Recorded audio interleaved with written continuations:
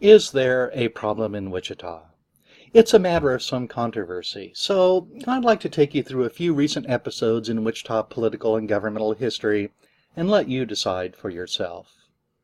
The incidents themselves are troubling, but so too is the city's response. And as the city prepares to ask its residents to approve a higher sales tax, it's important that we understand the way Wichita city government has been managed. Let's start by taking a look at campaign contributions. Here is City Council member James Clendenin along with his campaign finance report filed for the year 2012, and you can see names and addresses and the occupations of people. Here is a similar report for City Council member Lavonda Williams, again for the calendar year 2012. So, who are these people that appear on these campaign finance reports? I did some investigation and here's what I found. And these figures are just for campaign contributions made during calendar year 2012. That was the year before both James Clendenin and Lavonda Williams ran for re-election to their present seats in February 2013. As you can see, James Clendenin received slightly over $8,000 in contributions in 2012. $3,000 of that came from people affiliated with Key Construction Company. The other $5,000 came from people affiliated with movie theater owner Bill Warren. For Lavonda Williams, in 2012, she received $4,000 in contributions, all from people affiliated with Key Construction, specifically its executives and their spouses. Is this a problem? Both candidates received additional contributions in 2013 from others, but for an entire year, contributions to their campaigns came from only two sources. And these two sources of campaign contributions will play a role later on in this presentation. Let's look at tangled relationships. Have you ever thought it might be convenient that when you're at the local movie theater, you might also be able to pick up some barbecue sauce? Well, in Wichita, you can do that. Mayor Carl Brewer manufactures barbecue sauce. It's called Brewer's Best, and you can buy it at more than one Warren movie theater. So, is that a problem? Well, in the past, Wichita Mayor Carl Brewer had voted for a tax increment financing district that benefited Bill Warren and his partners to the tune of some $4 million. And when that theater was not performing well, the mayor voted for a bailout of the TIF district that cost Wichita taxpayers an estimated $1.2 million. Then the mayor voted for tax breaks for the new Warren IMAX theater. Now that's a lot of expense, but buying the mayor's barbecue sauce at the Warren Theater, now that's priceless. What about the city's contracting process? Here's a picture of David Wells. He's president of Key Construction. You may remember that company's executives and their spouses were heavily involved in making campaign contributions to Wichita City Council members James Clendenin and Lavonda Williams. And next to him is Wichita Mayor Carl Brewer. These two are obviously on some sort of fishing excursion, and they're catching some pretty big fish. So is that a problem? Well, a few years ago, when the city was going to build the garage that primarily serves the Ambassador Hotel, we call it the Block 1 garage now, the initial plan that the mayor supported was to give Key Construction Company a no-bid contract to build the garage for $6 million. Now, do I need to remind you that the president of Key Construction is the guy next to the mayor and the fish? But then, City Council member Michael O'Donnell objected to the no-bid contract, and the city decided to seek competitive bids for the garage. The winning competitive bid was for $1.3 million less than the original $6 million cost of the garage. That's great for taxpayers, and thank you, Michael O'Donnell. But here's the kicker.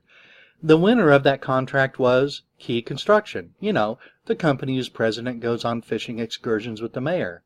The same company that submitted a no-bid contract for $6 million was willing to build it later for $4.7 million. Now, the Ambassador Hotel received many millions in other forms of subsidy, much of it approved by the City Council under Mayor Brewer's leadership. And I understand that many people believe these economic development incentives are necessary and good. But overpaying for public infrastructure through a no-bid contract given to the mayor's fishing buddy? and most city council members approved of that. So we've had a problem with no-bid contracts in Wichita.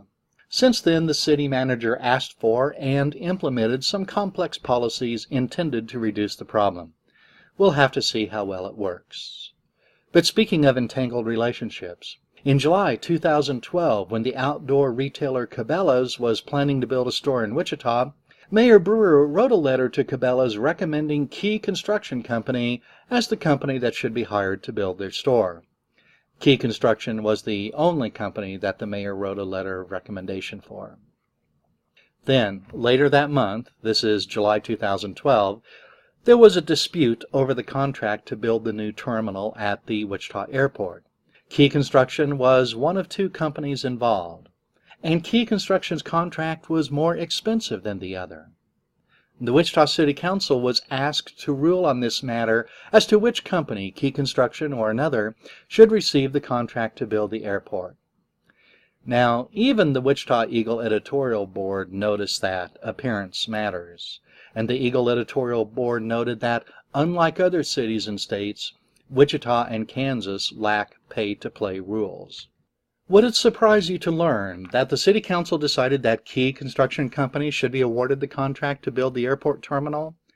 And in this picture, notice that not only is there a sign with the Key Construction Company name, there is also another sign with the name Wallbridge, a Key Construction Wallbridge joint venture, it says.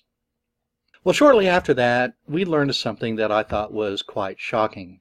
Remember, this was summer 2012. Wichita City Council member Jeff Longwell was running for the Sedgwick County Commission, and the primary election was in the first week of August. Not long after the City Council voted to give the airport construction contract to Key Construction, campaign finance reports were filed for the County Commission election. And in those filings, we learned that there were a number of people in Michigan that were quite interested in Jeff Longwell's political career. A little bit of investigation revealed that right before the vote on the airport terminal contract, Jeff Longwell received $1,000 in contributions from executives of Wallbridge. That's the Michigan construction company in a joint venture with Key Construction to build the Wichita Airport terminal. And then just a few days after the vote, Longwell received thousands more in contributions from Wallbridge associated parties.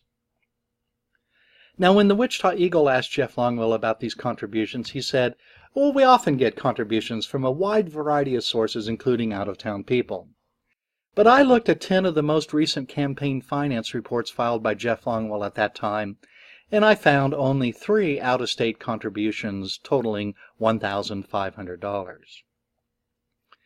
By the way, Wallbridge executives made no other contributions to any other city council members. None of them were running for election at the same time they were going to vote on a contract involving Wallbridge. This led me to conclude how to succeed in Wichita business if you're from Michigan. First, partner up with the local firm that's headed by the mayor's fishing buddy.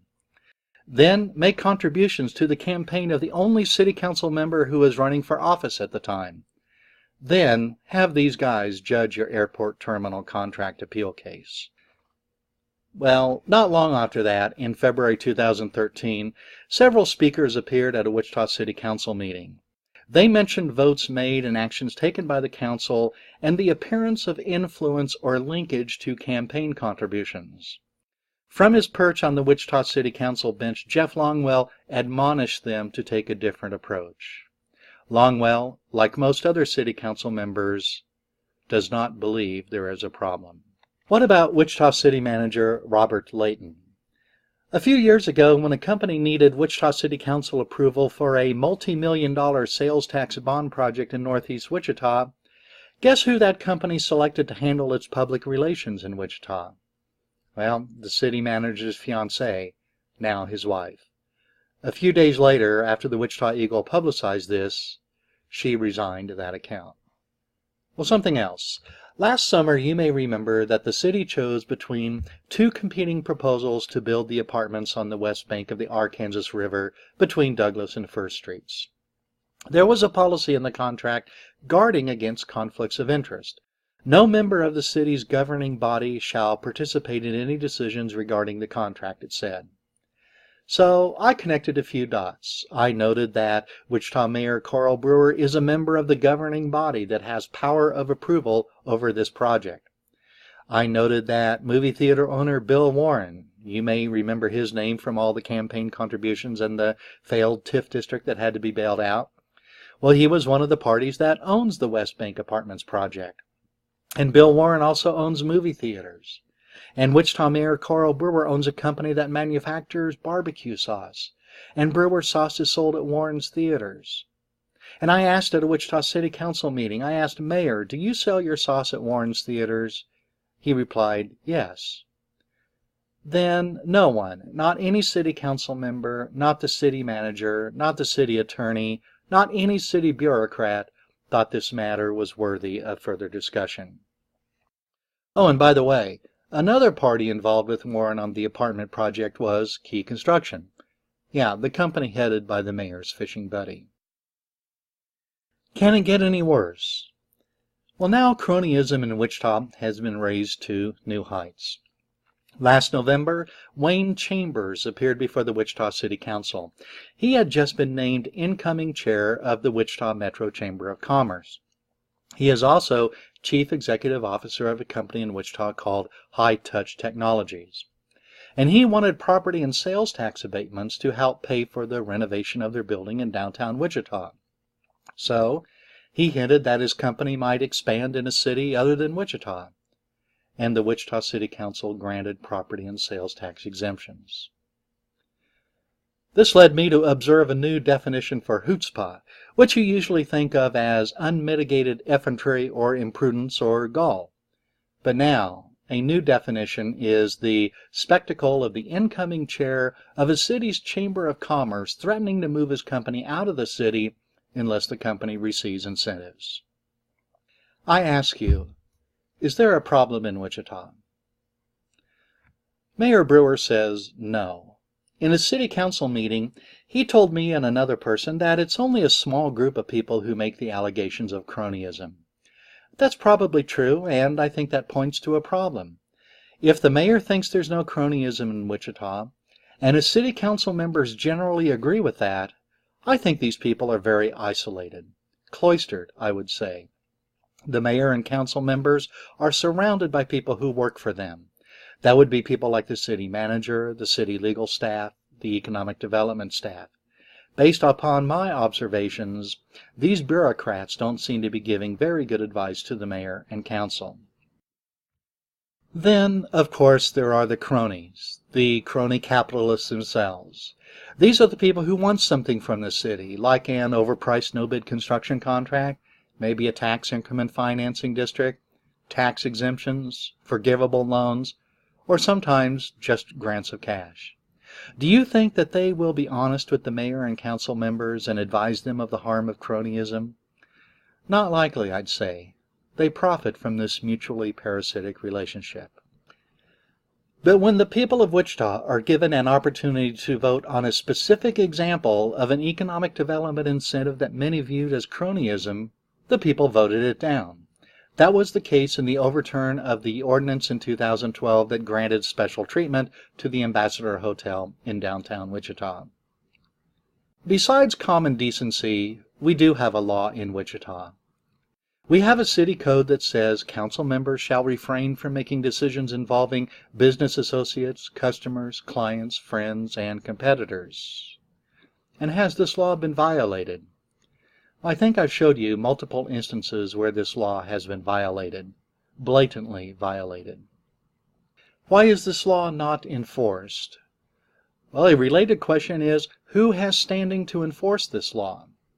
Last summer, I and another person consulted with lawyers. They researched, and in their opinion, based on their research of the law, citizens like you and I do not have standing to bring legal action under this law. In fact, it is not quite clear who has standing to ask that this law be enforced. Certainly, I think the city attorney could.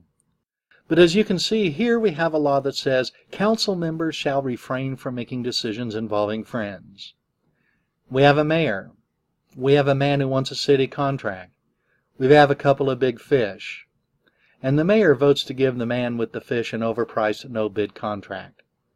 City Hall says this is not a problem.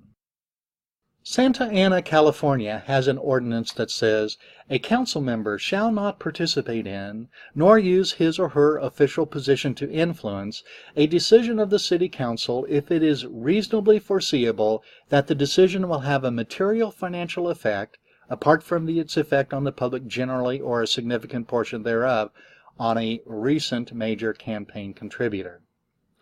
This is an example of a pay-to-play law. It could probably be written even more simply, such as, council members may not vote to enrich their campaign contributors. That seems like a pretty simple ethical code, doesn't it? But Wichita City Council members say this law is not needed. Some have even said that it would be bad for the city. While all this was happening, Wichita has been in decline. I've shown charts of the Wichita economy and how it is not performing well. My conclusions were mostly dismissed until recently, when the Wichita Metro Chamber of Commerce looked at the data and came to the same conclusion.